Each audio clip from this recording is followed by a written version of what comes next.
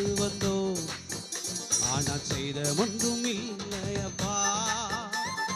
தண்ணீரை கடந்து வந்தோம், நாங்க மூழ்கி போகவில்லையப்பா.